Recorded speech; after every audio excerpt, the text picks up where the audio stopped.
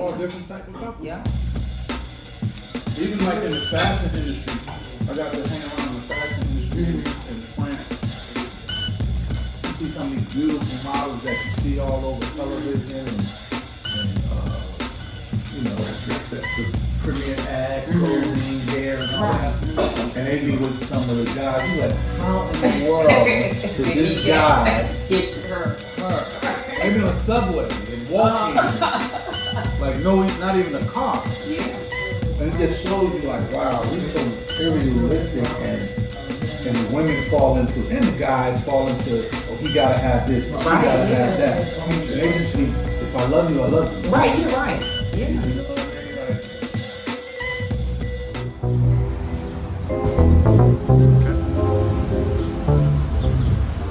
Welcome to the Urban Suite with me, Dr. LisaMLaCon.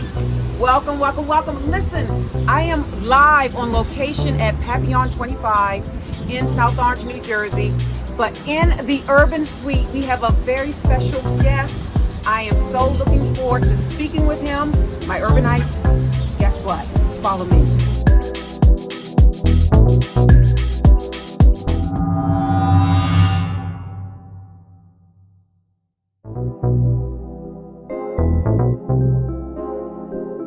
You are entering the Urban Suite with Dr.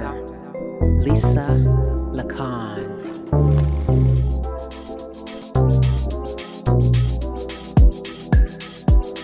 Let's talk about urban issues plaguing our community. That's good to hear. That's good to hear. Let's talk about mental health.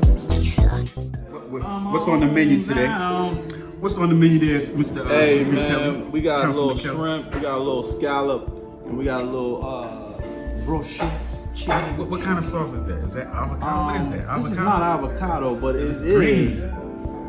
scrumptious. Okay.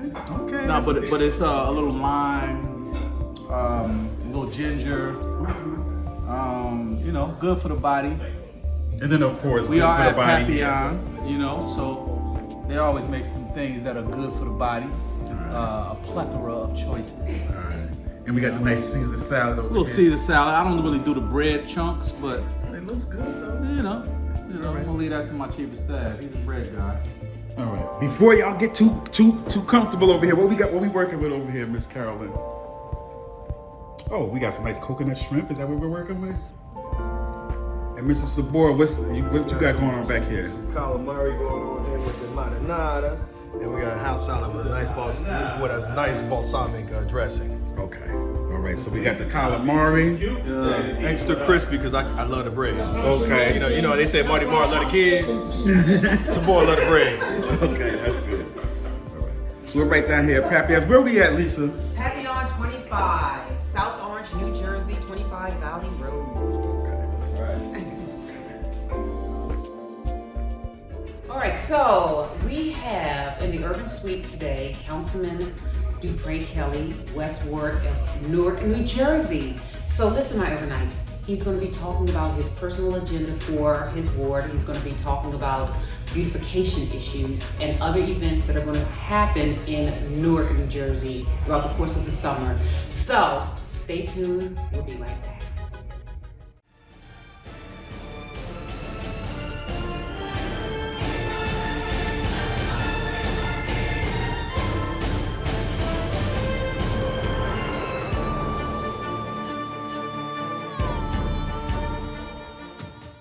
I have been working at Bless Ministries, and now, believe it or not, I definitely see at least 400 candidates per month, helping them with jobs, training.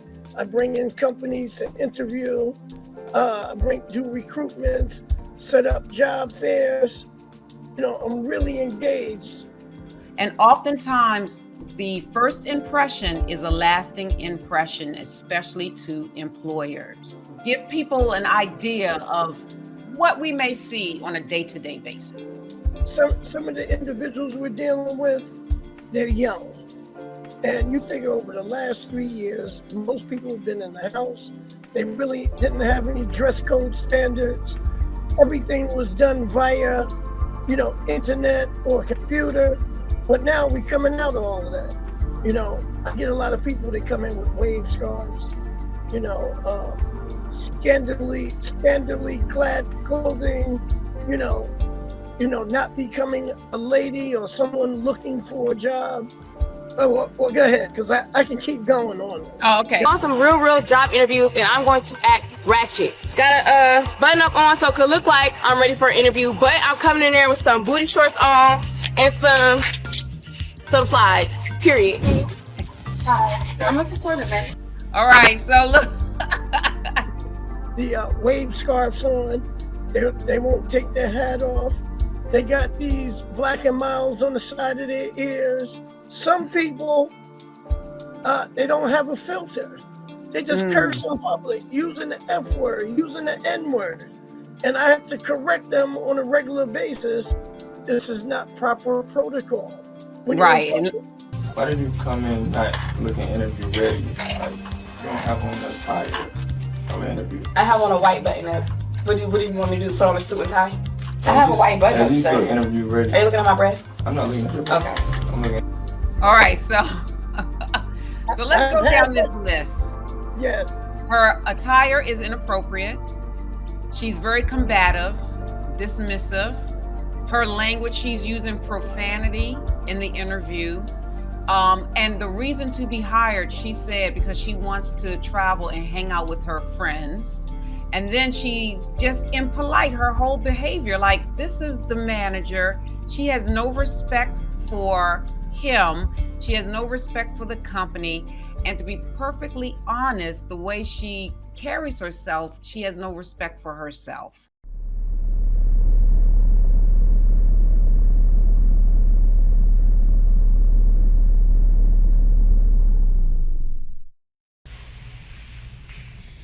All right, so we are back with Councilman Dupre Kelly in the Urban Suite with me, Dr. LisaMLaCon.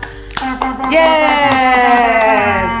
So the last time we actually spoke, he had to leave because an emergency came up. It was a horrible situation. Yeah. Tell us a little bit what happened. We had a young lady, a young 4-year-old that was hit by a hit and run driver. In the Roseville section of Newark, New Jersey. And not only was she hit, but her father was hit, her sister was hit. He had one of his baby girls in his arm. He had the other one holding her hand, walking across the street. And a hit and run driver hit them, all of them, put the father in critical condition. The little girl that he had in his arm, she wasn't badly hurt, but she had scrapes and bruises. And the one that he was holding her hand, who they affectionately call Mama, she passed away. Oh, see, I didn't know any of that. I just, oh my gosh. But as a result of that, what did you all do? Well, I mean, it just made the city go into reactive mode. And what I mean by that is trying to find the hit and run driver, which we haven't found yet. We know the vehicle, it was on video. It just really ruined their family's life. Oh, I'm sure. She had brothers and sisters who were out of New York, older brothers and sisters from a previous marriage of her father. He was the centerpiece to their families. And well, he is, because he's still living, but it just really ruined their family.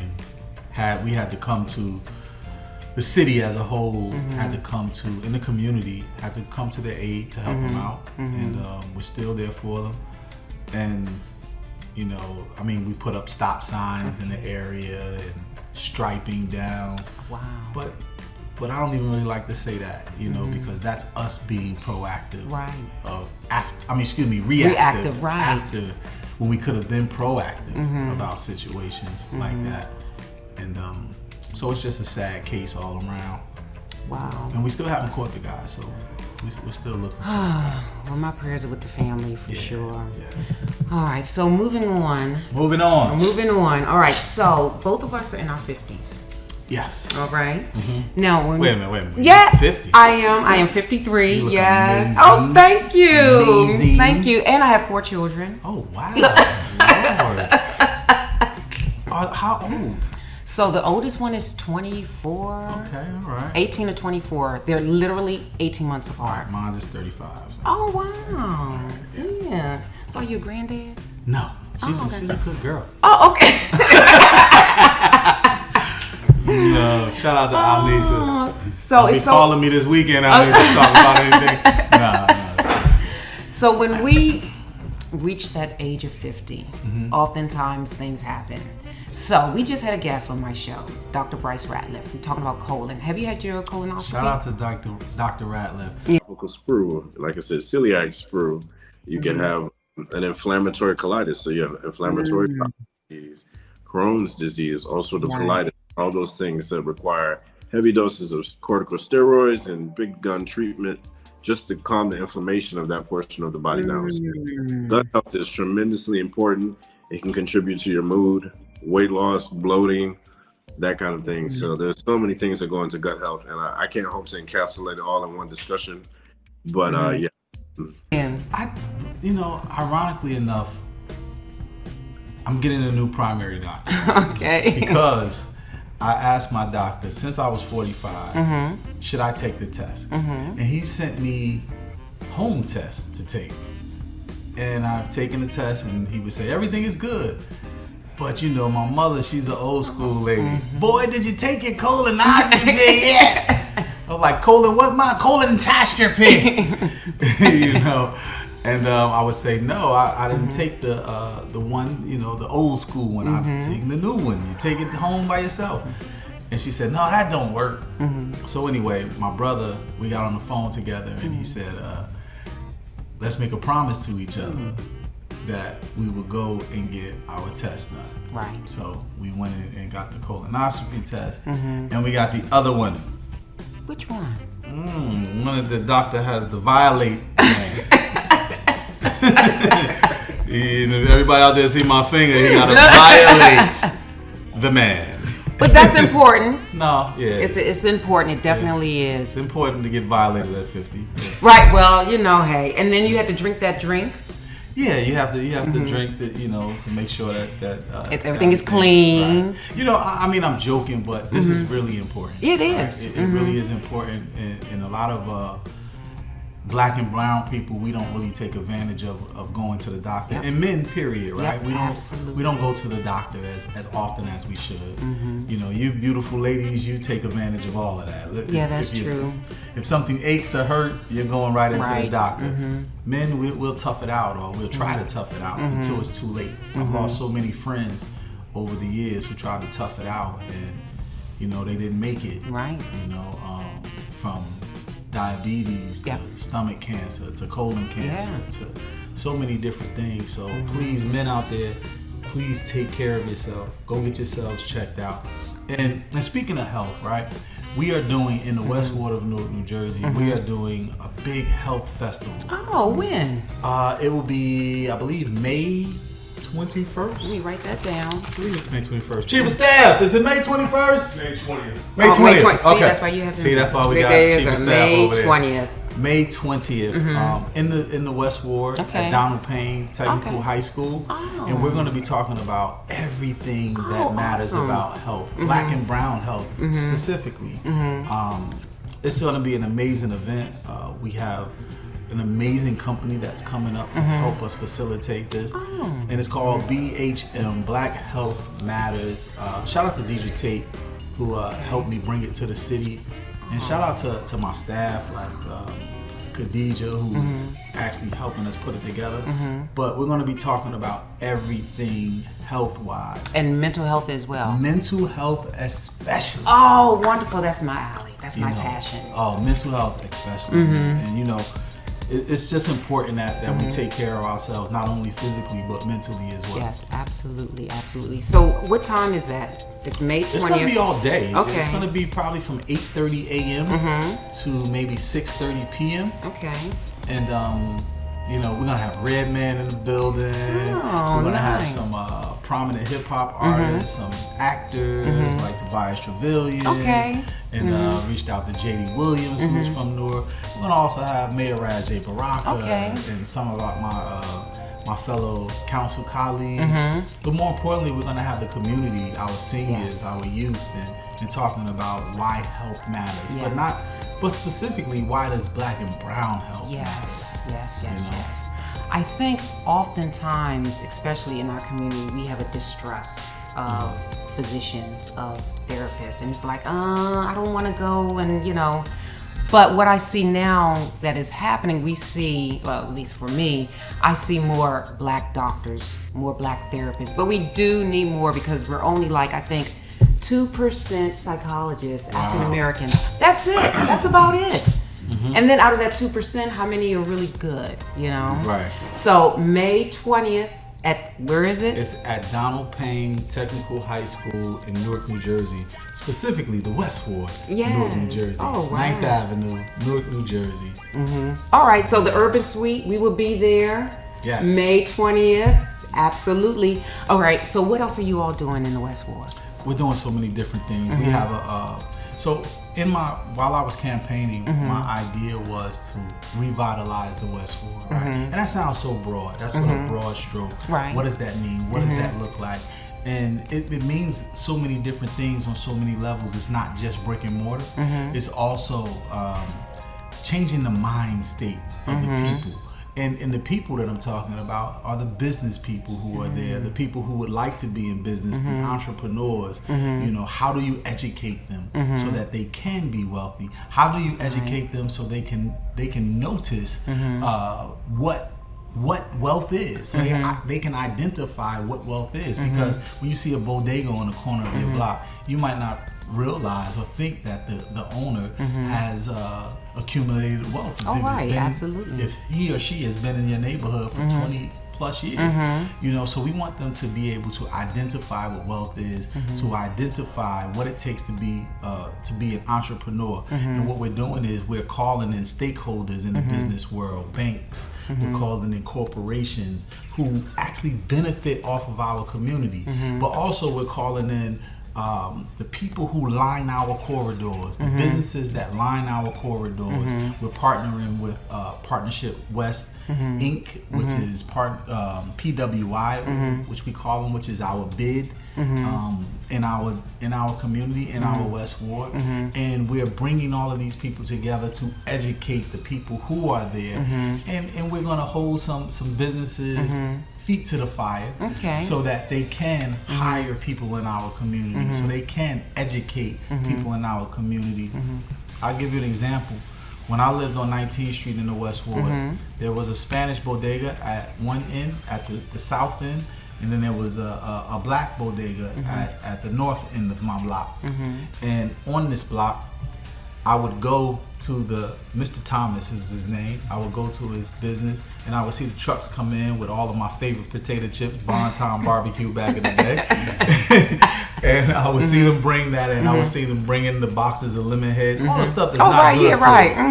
But it tastes great. But my point is, I wondered, how did he pay these guys? How did he count the inventory? How did they know to bring that that amount, that volume, And I asked Mr. Thomas, can I watch him? Can I shadow him? And that's where I got a lot of my business acclimate from. Just watching him, seeing what the inventory was, and seeing what it took to open up and close up and sweeping the floor, and So I think that if you allow the people who are in your neighborhood, at least 2 to 3 people, men and women, to come in your store and shadow the businesses that are there, they will see that it is possible. They will see that even though it does not look like it is thriving, that it is thriving right under their eyes. Sometimes if you don't see it, you don't believe that you can be it. But when you see it and you understand what it is, you know that you can do it as well. So, and that's what we're doing in the West Ward. We're trying to show people and teach people that they can be it, they can see it, and they can actually do what it takes to thrive.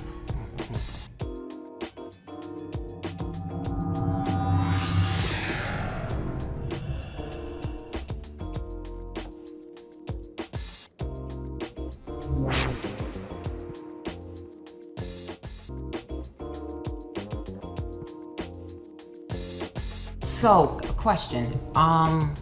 What about the youth? How are you educating the youth on that? Because sometimes I think I work with adults, and sometimes I'm like, okay, it's a little bit too late for them. So how are you tapping into the youth with that model? Well, you have to utilize the youth for that model, and everybody, right? You have to ask them what it is so that you can put what you have in mind into play. So we're incorporating the youth because they are all entrepreneurs. These youth these days don't want to do any labor. That's so true. They don't want to do any labor. Right. You know, and that's just the times that we Right. in. Everybody's here Right. with the Or games like this. or like this, you know, Right. they're like this, and Right. they're here on your phones. So they don't want to really do too much labor. So you have to meet them where they are, right? And that's technology. That's on cell phones. That's on gaming consoles. You know, they don't even want to buy homes for the most part. Well, do you think the tide will change with that? I'm sure it's a possibility. You know, as the times change, so will the mentality of the people. You know, but currently as it is, I think that you educate them, and that's the task, right? How do you educate someone for a job that doesn't exist yet? Right. Cash App didn't exist 10 years ago. Right. You know, there's so many upstart tech companies that did not exist 10 years ago. 20 years ago, but yet they're billion-dollar businesses, right? With young entrepreneurs who wear sneakers with their suits. Yep, I love it. And I'm I one love of them. it. I love it.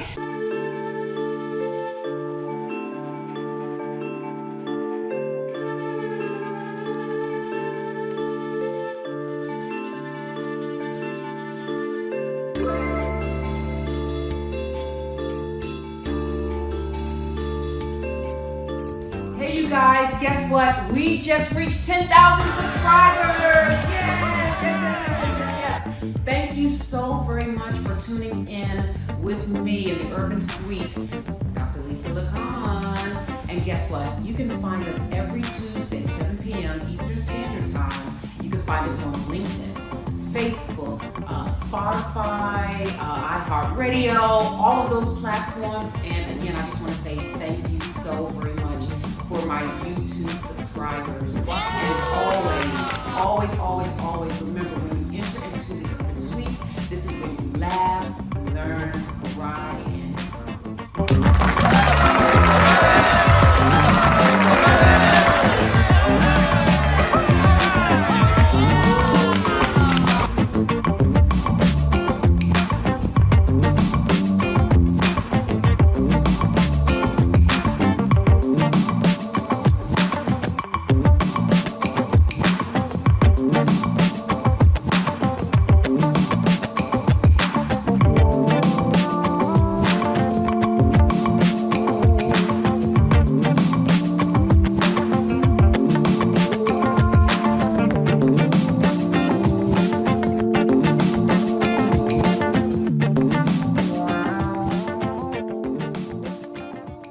Now, in the Urban Suite, I did a show about AI technology, artificial intelligence. Oh my God. And how it can affect the Black community. What are your thoughts about AI technology in the Black community? You know, I gotta look at the camera for this one. Parents, adults, anybody of authority, please, please, please take artificial intelligence serious.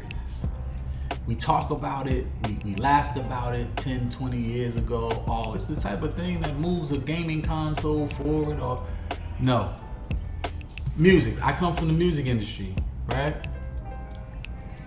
There's a app that takes acapellas of all your favorite artists.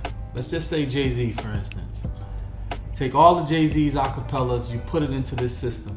You take all of Jay-Z's interviews, you upload it into this artificial intelligence system.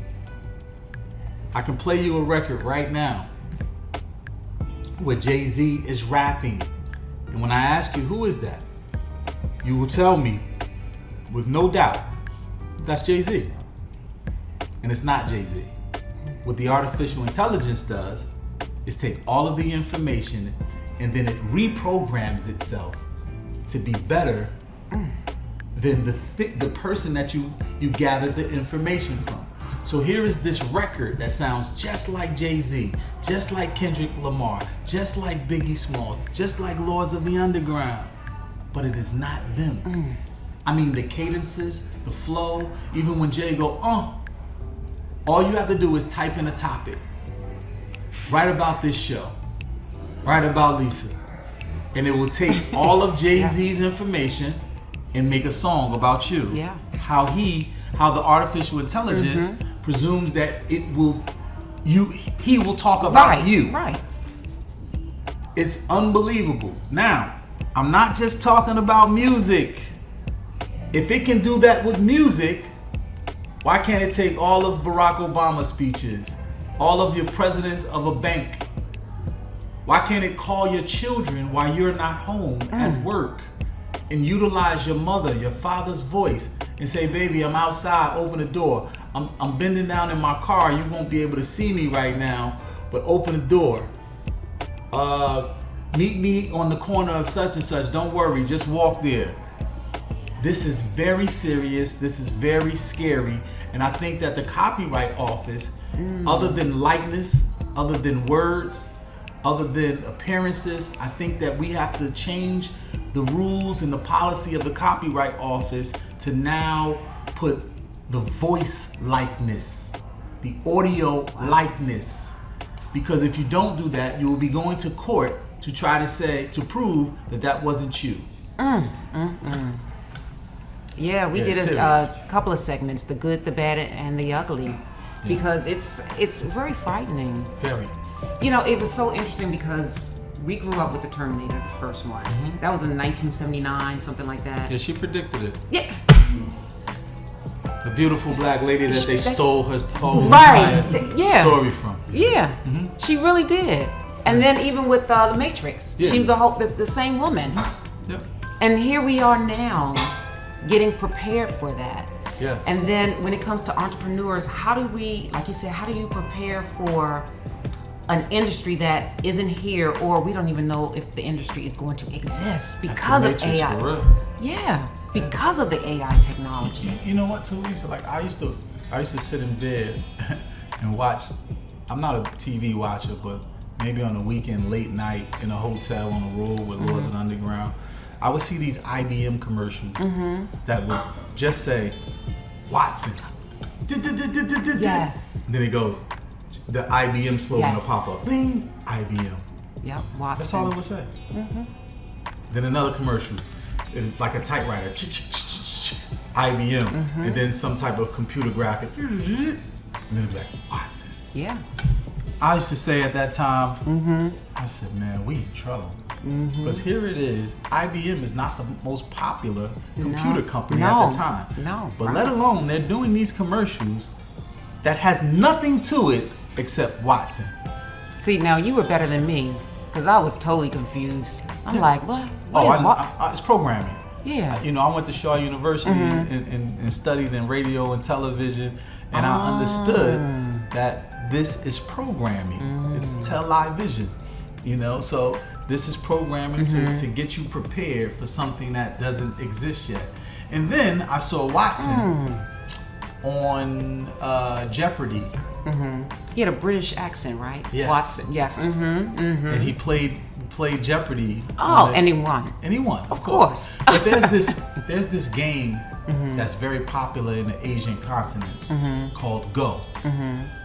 It's like a game that's higher up than chess. And Go has it's a mind game that's unbelievable. It's a strategy game that's unbelievable. Like I said, it's probably a few steps above chess.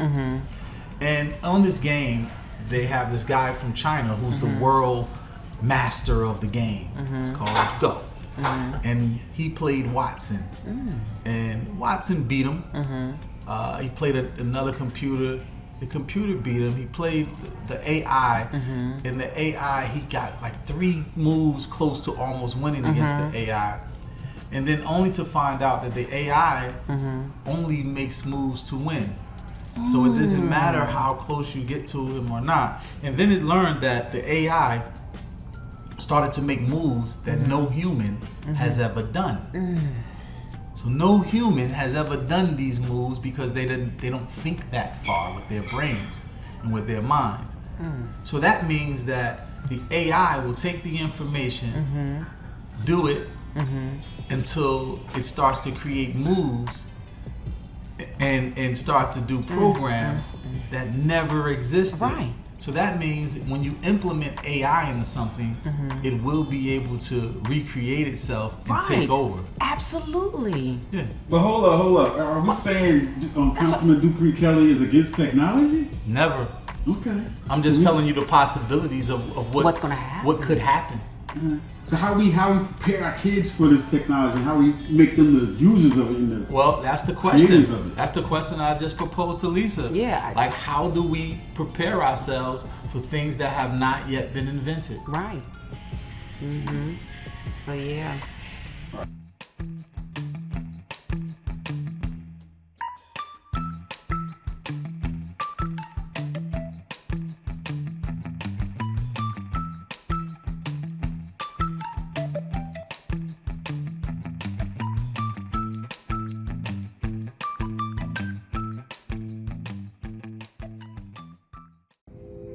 Hey Urbanites, you're watching my live interview with Councilman Dupre Kelly, and we're going to take a quick break.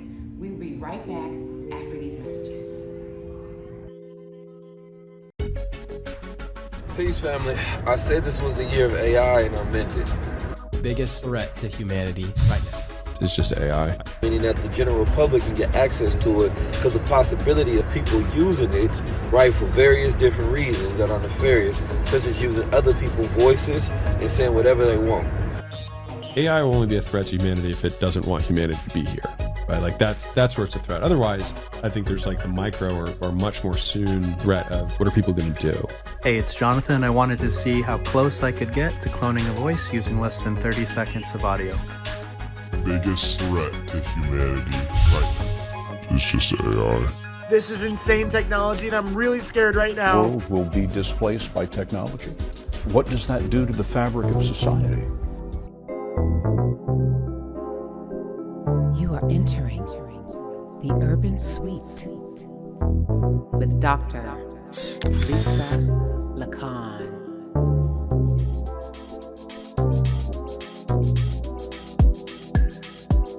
Let's talk about urban issues plaguing our community. Let's talk about mental health.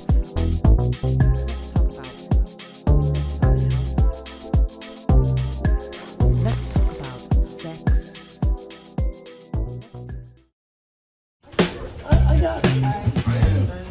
How you Mr. Montague, how you doing? Blessed Ministries through the Department of Labor, and I'm loving life, man. I'm getting the opportunity to help my community move forward. So that's why I'm here. That's why I'm going to continue to be here. I'm never going to stop working with my community. I'm never going to give up.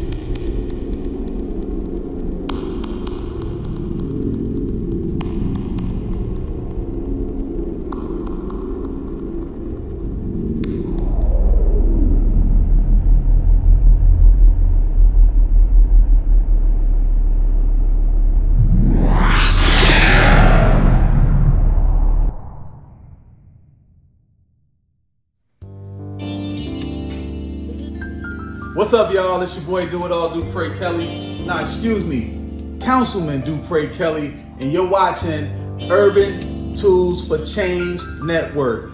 Hey Doc, where you at? Dr. LisaMLaCon. You already know how it goes down. Come on.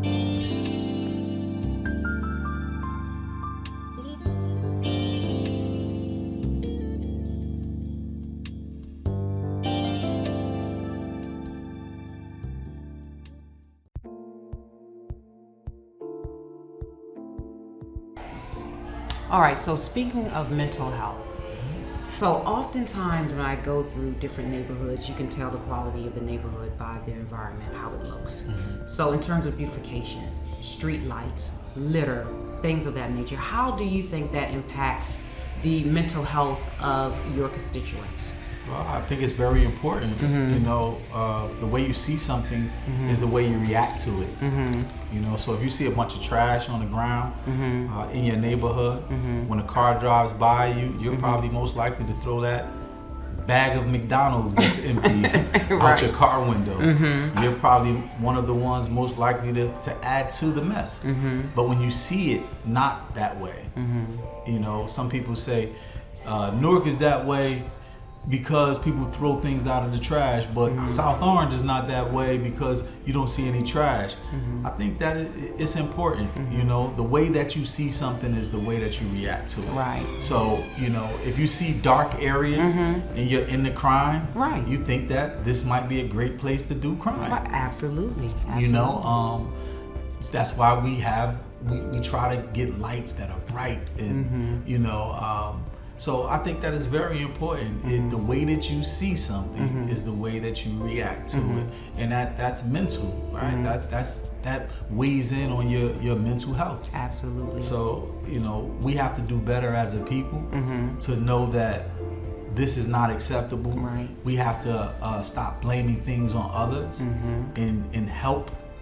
And what I mean by that is if you rent the home, but you don't necessarily own the home, sweep up in front of your property. Clean the property because you utilize it. Right?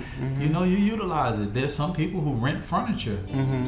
Just because you don't own the furniture, you're not gonna clean it off. Right. And I think that's a mindset. That's you know, that has to be penetrated, and because people just don't understand. If they don't work hard for it, there's a sense that they don't appreciate it. I remember when I was growing up, I got my first job at McDonald's. And I bought my VCR, my TV, and I took such great care of it because I worked hard for it. But I think sometimes people think, you know what, I didn't really work that hard for this. This is not mine, so I don't respect it as much. And I do see that as a problem and as an issue. And it goes back to what you were saying about wealth.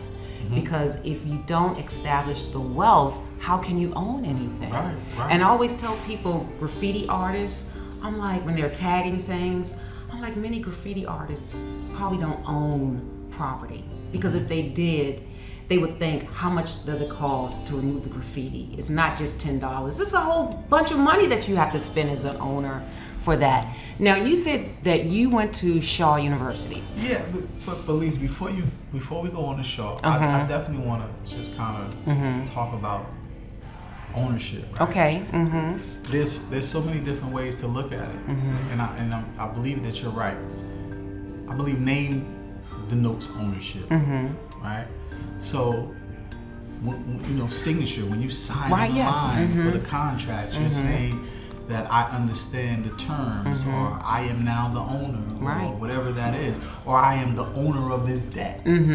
Whatever it is, name denotes ownership. So even with the graffiti artists who do not own the property that they're so-called defacing by the owners who own it, but they feel like they're putting their signature on it. And in different cultures, if you put your signature on it, you're claiming some rights to it. Well, they need to pay the mortgage. They need to do something, right? But and I think that's the mindset, right? That's the mentality that we deal with.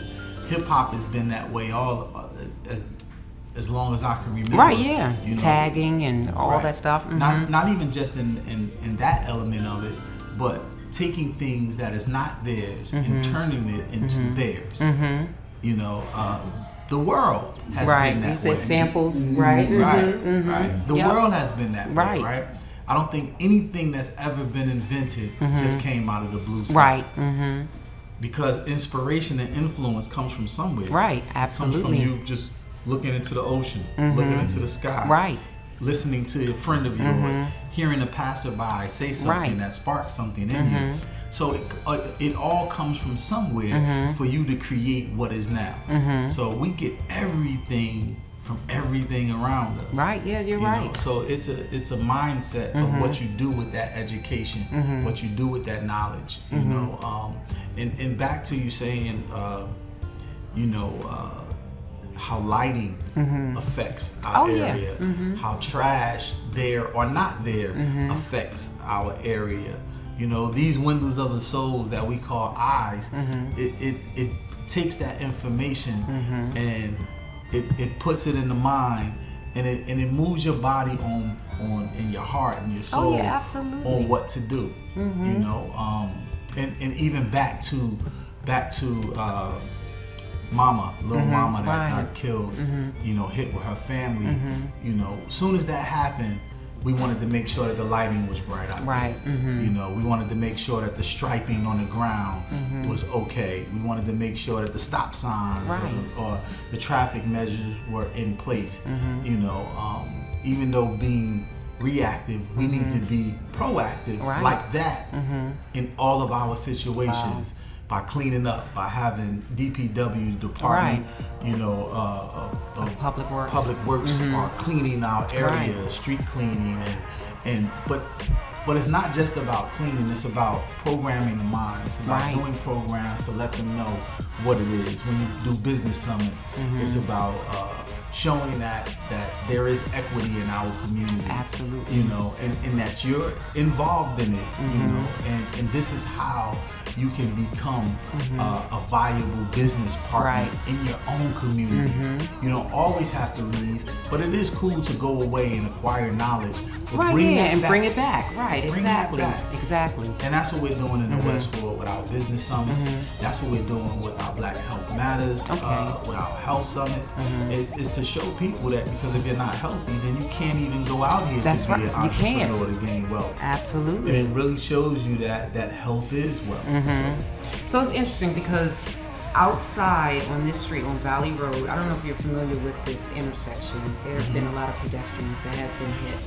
So what they've done, they have these flag things that we hold up. It's like this bright orange, because there's no street light or anything, and you just hold it up and wave it, and so far so good. It's been, you know.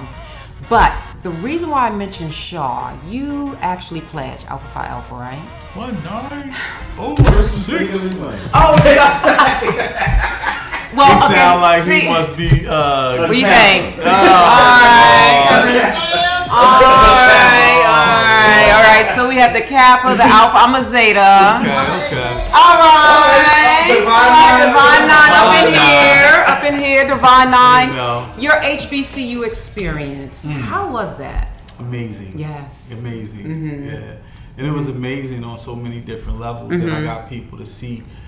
You know, I got to see people that look like me. You know, who were inspiring to do things. And, you know, on a grandioso scale, and see people who would be our future doctors and lawyers and radio personalities and television personalities right there in front of me, and I was educated by those same people who look like me. You know, and it felt good to be able to understand that the people who come from similar situations that I come from are aspiring to do things great in our city, our state, our country, you know, and abroad. So it just kind of gives you a certain you know, energy that it does for our culture, right? Yes. For our people, that, like, we've come from such a long way, and it's not just about labor, right? It's about the work, but it's not just about labor. So I bring that up because talking about the beautification project. So I'm going to ask my source if we could assist in whatever way to help the West Ward. Please. Gamma, Omicron, Zeta. That's my chapter here. You know, I got a couple female cousins that's Zetas too. Oh, yes. Shout out to Robin and them from the Bronx. All right. That's what I'm talking about. Shout out to my frat brother, Mr. Funky. Those in the underground. Hey, why don't we just get Divine 9 to come to the West Ward, help us out with the West Ward, man. Yes. You know, the Zetas, the AKAs, the Alphas, the Kappas, Yes, the Qs, that's the Sigmas, right. Yes. you know, the Iotas, That's right. the Gammas. They can bring the Gammas on. That's right. That's right. You know, the Deltas, yes. Yeah, divine line cleanup for sure. But Absolutely. that's what it's about, right? Yeah. You know, it's about us doing it together. That's so, right. That's right. You know, and the residents. Yeah. That's right. Absolutely. You know, absolutely. we need to get you guys involved as well. Yeah. I would love that. Okay, wonderful. So yeah, So I'll you heard bring it that first. back. That's right. Right here in the Urban Suite with me, Dr. LisaMLaCon. That's right, Doc. Any more? What you? You can wrap it up. Oh, okay. So, Councilman. Doc. Oh, thank you so very much. Thank you so oh much. my goodness. Thank you so much. I Yes, appreciate it. And hopefully I'll see you May 20th. May 20th, yes. Yes. Now what time will you be there? It's at 8:30, so I might be there at 8:40. Okay. All right, you guys. I thank you for coming into the Urban Suite with me, Dr. LisaMLaCon and Councilman Dupre Kelly of the West Ward in Newark, New Jersey. Yes. Until next time, Molly. And before we go, I just want to make sure, give people their flowers. Oh! While they're still here. Yes, thank you. Urban Suite. Yes. Salute. Got it? Yes. Perfect. Oh, thank you so much, Thank you. Councilman. Thank you. Now, for the most part, some people may feel a little uncomfortable about the graphics, about what we're going to discuss, because we're going to talk about our colon. Ew. Respectfully. And basically, some of the things, our body parts, you know, we get a little uncomfortable with it. This is very uncomfortable for me. I don't know what to say. People are like, oh my gosh. Oh my God, I'm so nasty. We have to talk about it because at the end of the day, I'm going to say this, forgive me, some of us may be full of shit. Holy Stools. But the caliber of the stool is like the shape that we have our slide here. You can see Right, kind of the let's pull pellet this form. up. Yeah, you see kind of the pellet form. So we have like various extremes. So we've got an oily stool at the bottom, and then we've got the pellet form at the top. Our bodies are going to be what they're going to be. So you have different types. According to this image is provided by Livy, there are 7 types of stools here. So this is what I was talking about, which may be uncomfortable for some people. But the reality is we have to have these conversations. Did you forget how to have a conversation? And you have to look at your stool. Wow. Don't be afraid of it, okay? Don't be afraid of the mess. That's the key. So type 1, this is the one that's like constipation. Separate hard lumps like nuts, and it's hard to pass. Hard pass. Okay, that's when you're constipated. Type 2 is mild constipation, where it looks like a sausage shape, but it's a little lumpy. So you see that one? Well, what food have you been eating? And then type 3 says that it's normal. It looks like a sausage, but with cracks on the surface. I've never had sausage. You never had sausage? And then type 4, it looks like a sausage. I can't read this. It looks like a sausage or a snake. Watch out for those snakes now. I'm just glad the snake was the only thing in it if you catch them a jib. Snakes on the plane. It looks like a sausage or a snake, and it's smooth and soft. Because when the going gets tough, the tough gets going. And then 5, type 5 says it's lacking fiber, soft blob with clear cut edges, passed easily. And then Can you shut the door? type 6, mild diarrhea, fluffy pieces with ragged edges, and mushy stool. What are you doing here? And then type 7, watery, no solid pieces, entirely liquid. All right, you can put that down. Put the poop down. Thank Right. you. Put the poop down. She said, look at it. She did not say touch it. So just remember that. Remain sanitary at all times. That's right. Well, you know, as a mom, I used to look at my kids' diapers to see Ew. Respectfully. You know, it feels uncomfortable to talk about these things, but we have to have this conversation and we have to normalize it. It is never safe to fly during your third trimester. That's right. So so I was out the whole time. I just remember counting 10, 9, 8. And that was it. Bottom line, they didn't do that to you though. Well, I was asleep. I don't know what they did to me.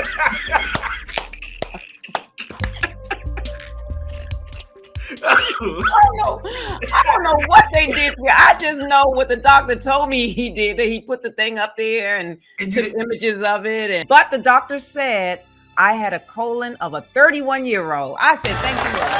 There you go. Extra bell rings. You left too much poo. And drinking Mountain Dew.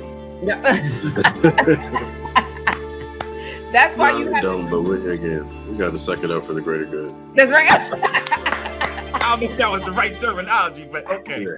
So can I get a referral from you? For what? Medicinal marijuana.